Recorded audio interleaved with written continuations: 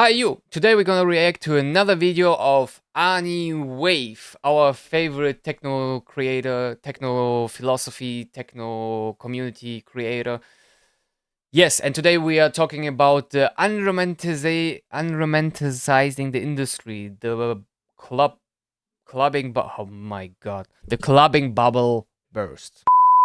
So we talk about the burst of the club bubble and the venture capitalism and the whole music industry getting involved into our culture that we kind of sold out at this point. And maybe this whole thing will burst and we will find ourselves at the underground race again with no shishi.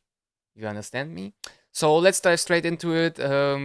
My recommendation of the day, arnii.wav, if you're really interested into more techno content, more verbalization of overthinking of anything what is related to clubs, the industry, check out his channel and let's dive straight into it.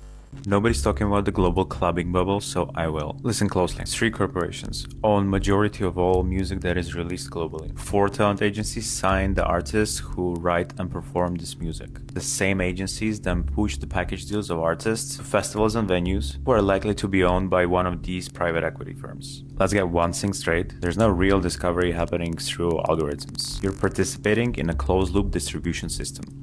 So yes, he's actually pretty right. But I think the major problem is that this kind of way of business is just a music business. And the problem for us is like that this kind of music mechanism of work is like applied to now our underground thing, to our techno scene. And this is like the problem. And the way bigger problem is social media in general. I don't want to be the boomer who's hating on social media, but at the end of the day, back in the days, there was like this thing where people had to be discovered. You actually had to, you have an A&R, like an artist research tube or whatever what the position is, but basically developing the product. So you have an A&R who's like looking for new people, and he's looking for new people, scouting these talents and doing out of them, or like creating from their thing like a product, the star, the artist. Okay, nowadays you don't even have to do that shit anymore, because the DJs just can go online, do a a bit of set, being loud, going her like dressed like up and whatever, and getting like through the roof and getting signed by those labels, and in result of get signed by those labels, getting pushed to the agencies, and the agencies into the festivals, into the clubs, and so on and so forth. So there's like no discovery happening anymore. So you're just obligated to the algorithm, as he said, and there's like no curation in this. There's like literally no curation in this. It's just like all set up, and there's like no realness anymore to the musical process. So back in the days, you had to go to the club to even listen to techno, because nobody, nowhere, no radio or whatever, had even the program techno. So you had to go to the club to hear that and to listen. Okay, Marusha, I kind of dig her, or whatever the old DJs' names are, Tiesto, or Daft Punk, or whatever, You had to go actually to the club and listen to them. Nowadays, you're just scrolling. Okay, this is interesting, blah, blah, festivals, blah, blah, blah, blah, blah. The Stella Bossi principles. There's like nothing real about that. It's just like pure fuckfest. Curated, risk-averse, the so-called underground prepackaged for mass consumption. And after 13 years working inside this machinery across Europe and beyond, I'll tell you what happens when the system reaches saturation. Private equity firms are on a buying spree, scooping up venues and festivals worldwide. Mega clubs, propped by massive capital, are opening in richest cities. Yeah, and this is like the problem that also the big corporates, since we have like big money there, the problem is that they trying to build up a scalable process. So they want a streamline of artists that they could push packages on. And actually, underground rave culture is not about building a scalable system. It's more about like the anti-establishment thing, the dysfunctionality. So it's kind of sad, yeah. Across the globe, all while independent clubs and venues struggle to pay rent. Gen Z is drinking significantly less than the previous generations, so liquor brands are This is also like a thing. Why are we drinking less alcohol? I know we live in a recession, and in bad times you would think, okay, we will consume more, but actually it's consuming less. There is a study about that. But I think, people like really are so I wouldn't say brainwashed, but influenced by this thought of alcohol is more damaging than smoking weed or doing other stuff, that they're trying, but they're doing it. They're doing way harder abuse of other substances than drinking alcohol.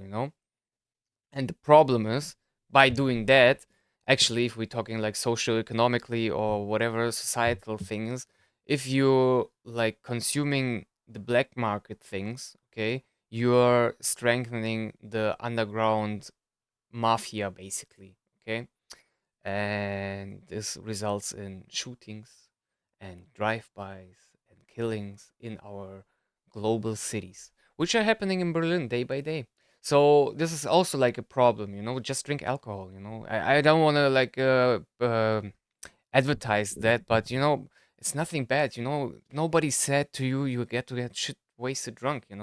But to have a drink and chill a bit. And not don't go like to your drug dealer, to your plug or whatever, and like finance crime, death. This is all linked together. This is like also like a big like contradiction, like being peace, love, and harmony, but like supporting like machinery cartels that are powered by cartels. Teaming up with mega venue operators on massive sponsorships to offset. And by drinking alcohol, you're basically supporting the venue. So the venue earns more money and is not as reliable on booking artists that are like taking astronomical fees just to fill up their club to earn from the entry. Why is the entry so expensive? Because people are consuming less on the bar. And the entry has to be so expensive so they can book the artists that are big enough to pull enough people.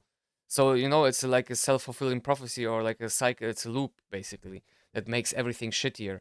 But there still is clubs, or there still are clubs, for example, in Berlin, like Sisyphos or Heideglühen. They don't even announce lineups. They don't have lineups. They don't have Facebook. They don't have Instagram. They don't have even resident advisor. You go there because you know there is a curation. You're gonna listen to a local DJ, maybe a bigger, maybe a smaller one. Everybody is getting their platform there, and you can listen to the real thing. This is the only relics of the old clubbing scene from Berlin, actually, in Berlin itself. So think about it. Set these lackluster sales in smaller clubs. There's something that you might have missed. The whole festival industry lives off of middle and upper middle class. When those finance and tech workers lose their jobs in the next recession, who's gonna be paying $300 to $1,000 for a ticket? Megacorps won't hesitate to cut losses. You'll see. They won't cut. They will cut losses, obviously, but the middle class and the upper class. The upper class will not struggle. Okay. First of all, in the recession, if anything bursts, the upper class is the one who will profit. The middle class is the second loser, because maybe they go into the lower class. And the biggest loser of this whole recession thingy will be the lower class, because they will find themselves in debt, jobless, and fucked. The middle class are still kind of, they can, reorganize and do whatever they want to, basically. Maybe they will slide down to the lower class, but it won't be like a fiasco for the lower class, because this will be the biggest upset. And sure, the festivals will still be joined. You got to think about it, okay? Maybe there won't be 1,000 attendees, but 500 attendees. You know what they're gonna do? They just do a smaller festival. They just cut it in half, same profit. Lower scale, okay, no problem. But book less DJs, book less costs, still the same amount of profit. So I think the big corporates build up like a good house, a good and a stable house, which they can monetize to the death. The only problem is that techno, like our underground love Pearl, is joined this house, and we don't know how to act. The whole portfolio of festivals and venues liquidated overnight, and all those creatives who stayed loyal to their corporate owners, they'll lose their job too. Over in the US, the AI bubble keeps inflating. Trillions of. I mean, I hope they will lose their jobs, man. If I see DJs like Stella Bossi or something, man, I don't know, man. This like This is not a DJ. This is just like a party clown. I don't know. So I hope they will lose their jobs. I'm like, I would be sad that they don't get earning, but I don't know. Look for a real job anyways.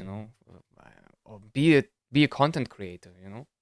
Maybe this bubble will burst as well, but don't play with the name of DJs, like with the profession of a DJ's name, because a lot of people that are in these corporate bubbles, they're just like, this is not DJs anymore. This is just like pure performers. Dollars circulating between the same handful of companies. Accelerationism dressed up as innovation. Far-right rhetoric tightens its grip on governments, and the global Oh, this far right movement. But actually, if you think about this,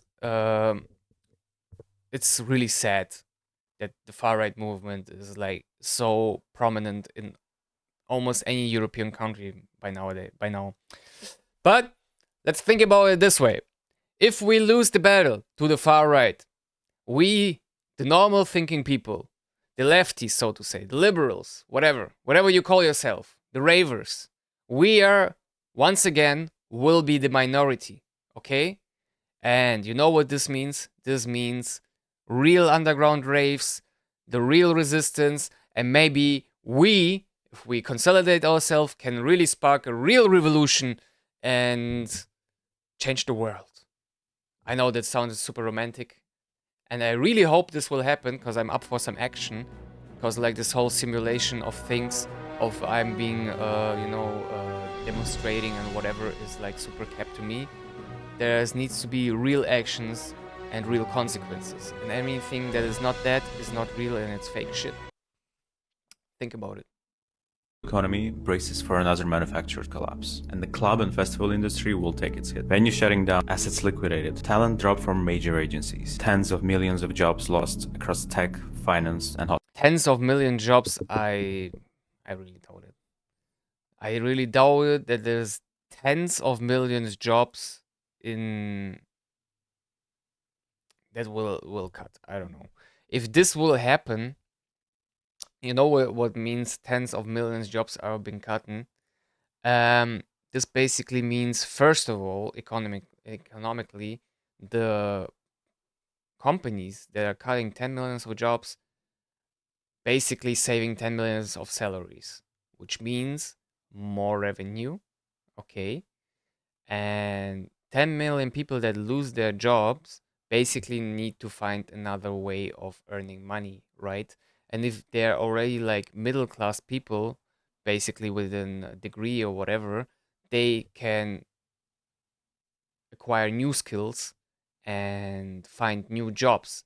And basically, this opens up a lot of people, working people, up for a new sector.